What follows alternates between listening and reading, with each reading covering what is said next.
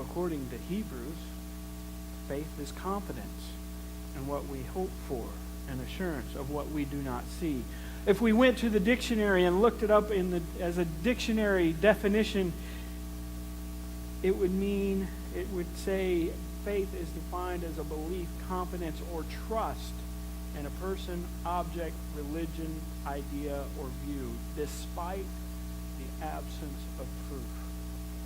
That is the word we use all the time. Faith is a word we use all the time, and we forget what the meaning is that we use it so often. But what really is faith? What do we have faith in? Why do we need faith? Is faith something that we can drum up in ourselves, or is it something different? Now, I may have played this little video clip for you a long time ago. It's of my theology professor, Dr. Elmer Collier. He's being interviewed on a show called, what is the show called? See, I told you I was coming into the land of it. Anyway, he's out in this particular clip. He's out in Southern California on a show, being interviewed, and he talks about faith and what faith is like. And he talks about two people, one from Southern California and one from the upper parts of Iowa / Wisconsin. Go ahead and play that clip as we can see what faith is.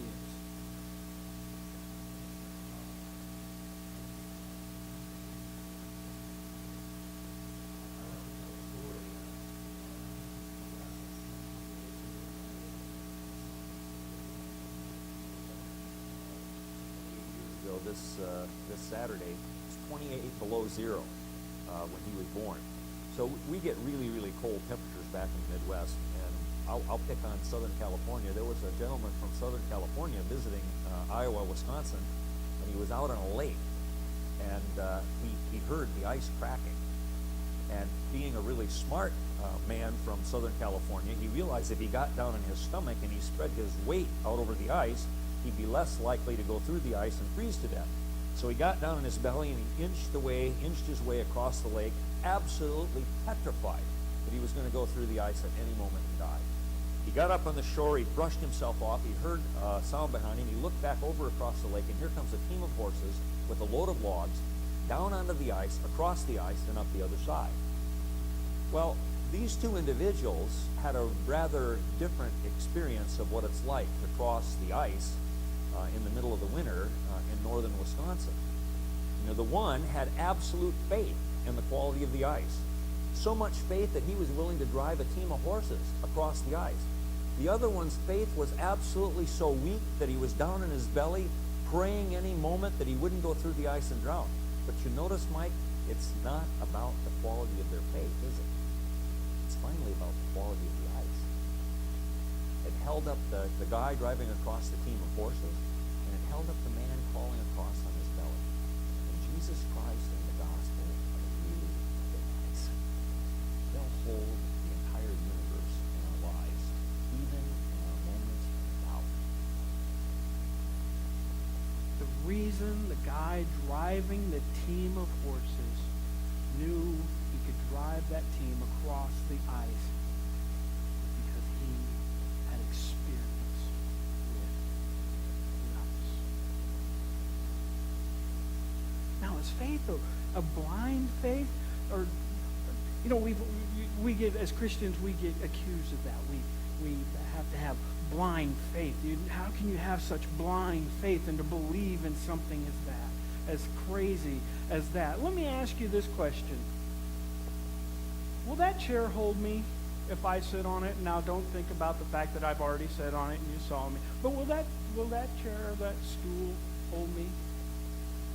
Why? Why do you say that? Because I sat on it earlier? Okay, that's good. But why? How about this stool? Will this stool hold me?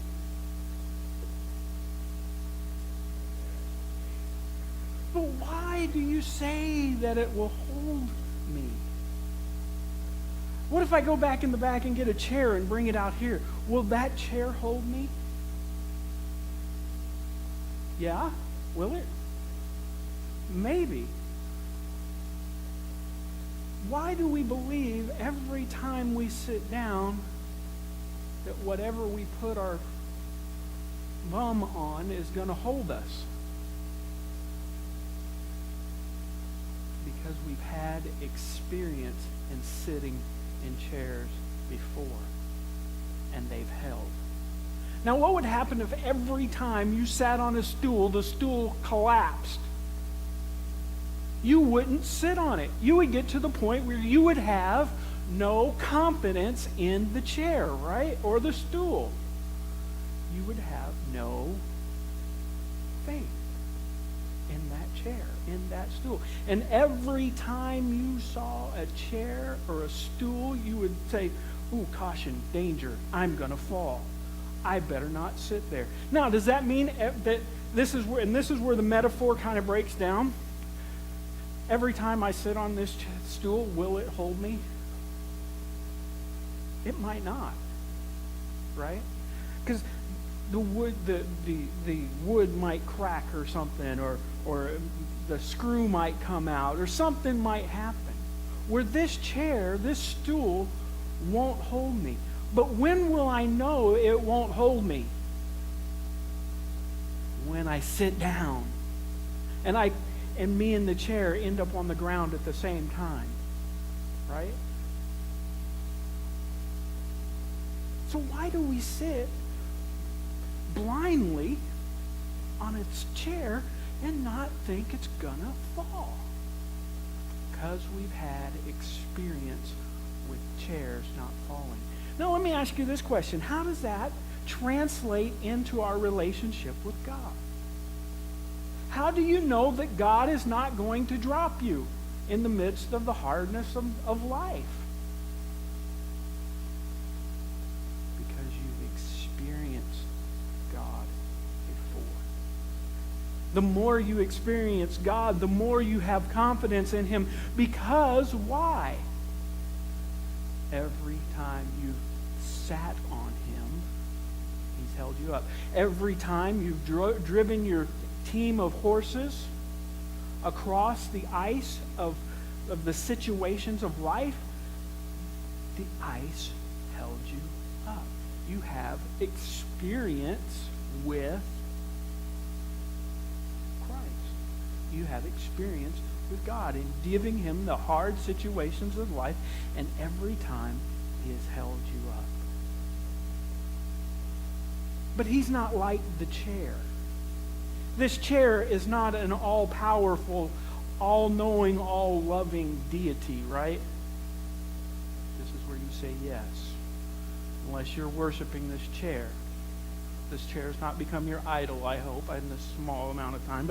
But He's not like the chair. And that's where the metaphor breaks down, because He is an all-powerful being. I know that He will always have the power to hold me up. I don't have to worry about, does He love me enough to get me through this situation? I have confidence. I have faith that God is going to hold me up in the worst times of my life and in the best times. Remember the old footprints in the sand? That's what that's talking about. He's saying, hey, remember when I carried you? Look at that and have confidence in me. I have held you up before. I'm going to hold you up now, and I will hold you up in the future. Now, how does that work? If we have that much confidence in God and in our faith, what does that do when we bring it to the things that we hope for? Does anybody have any hopes or dreams? Say, I'm too old for dreams. Dreams are for young people like you. Because see, and here's why I say that. Here's why I say that. In heaven, I believe that when we get there, everything that we were originally created to do. We were created in the image of God. There's a big Latin term called the Imago Dei. We were created in the Imago Dei, the image of God. And when we get to heaven, everything that we were created to do, we'll be able to fulfill. You think Jim's a good word worker now? Wait till we get to heaven. He won't mess anything up. You think I'm a bad one? I'll be even worse. No.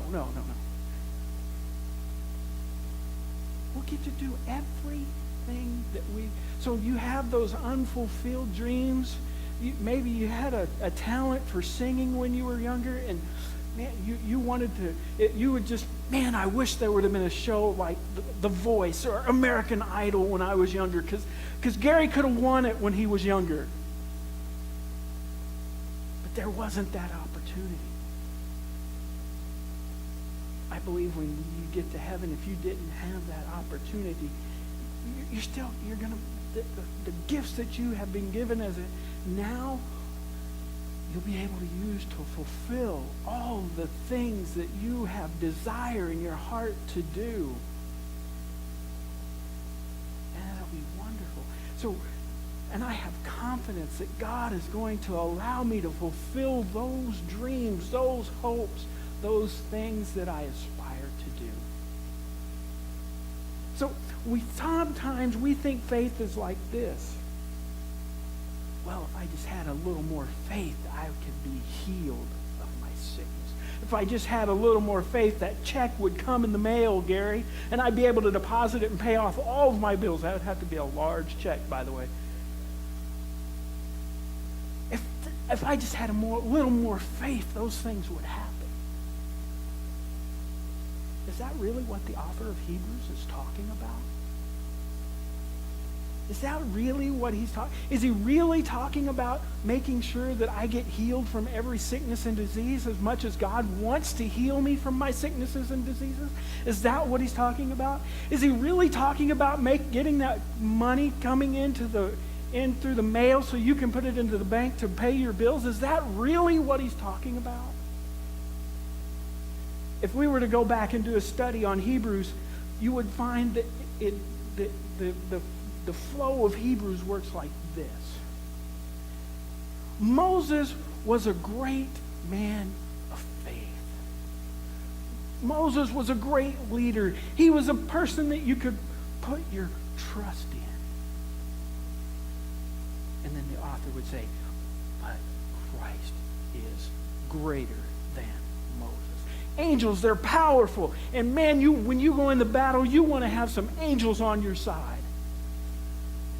Michael, the archangel, or maybe like in the Old Testament, where the guy was getting the children of Israel getting ready to battle, and they didn't have enough people. But you hear in the treetops the rustling, and it's the angels, the army of God, coming to fight with the Israelites, who would be overpowered any other way. You want one of those bad boys on your side when you're in the throes of life. And as great as an angel is to have on your side, the author of Hebrews would say, Christ is greater than that. As great, he would go on and say, you've talked about all the wonderful sacrifices that you have given me and all the worship that you have given, and it's all great. You've come and you slaughtered all the... Christ is greater than those sacrifices of the Old Testament. So he goes on to say, and now, because of all of that has come before, now that you know that Christ is greater than Moses, Christ is greater than the angels, Christ is in his sacrifice is greater than the sacrifices of all of those animals that have died before. Because of all of that, now you can know that faith is having hope and confidence in the one who is greater. That's what Hebrews is about. That's what faith is about. Now, you say, but what happens when I get to the point where I do need to be healed, and I do have to have some faith for healing. What do we do then? I think here's one of the problems that happens in a lot of places that where we talk about being healed by the power of God. We start putting our faith in the healing. I will be healed. What kind of quality of ice is that? Has anybody ever needed to be healed by God and not gotten that healing? I can show you a whole cemetery full of people who have needed to be healed by God and didn't get their healing. So what is the quality of the ice? Not very good, if it's only based on healing. But if it's based on Christ and the power of his resurrection, and this is why we can kind of maybe name this the power of the importance of the resurrection on faith. What gives us our hope, our confidence, our faith, our trust in who Christ is? The resurrection. I mean, if Christ comes and he does all of these wonderful things, he says, I'm God, and I'm going to prove it by raising myself up on the third day, and he doesn't, what does that do to his credibility? It puts it in the, you put in the word that you want to put in there. If he would have said, I'm going to raise myself up in 3 days, and then he doesn't do it, we wouldn't trust him, would we? What would we call him? A liar. Or we would call him lunatic. Nobody raises himself up from the dead. But if he actually was raised from the dead, then he is neither liar nor lunatic. He is Lord. And that's what we need to put our faith in. So that when we come to Christ and we ask for healing, if God doesn't heal us, we'll say, you know what, that's okay. I'm trusting God that he is going to get me through this sickness. Isn't that what Paul said? He said, I prayed that this thorn in my flesh would be removed. I prayed for it 3 times, and God's answer has been, my grace is sufficient for you. So whether you get your healing or not, God's grace is sufficient for you. Because you know that even though if I don't get my healing and I die and I go to the grave, I know the one who has overcome the grave. And he has promised me eternal life. That as he is, I one day will be. And we can have hope, faith, confidence, trust in that. And it's something we cannot see. It's not a blind faith. It's faith built upon all the things that he has done before, all the times that he has allowed us to sit in the chair of his love and has supported us. And we know that we can come to that chair and sit one more time without him dropping us. And the ultimate test of faith will be that day when they close the casket and somebody like me will say some words and lead that casket out of this church and put you in the ground. You're like Kurt Cameron said, we're all part of the great statistic. 10 out of 10 people die. The question is,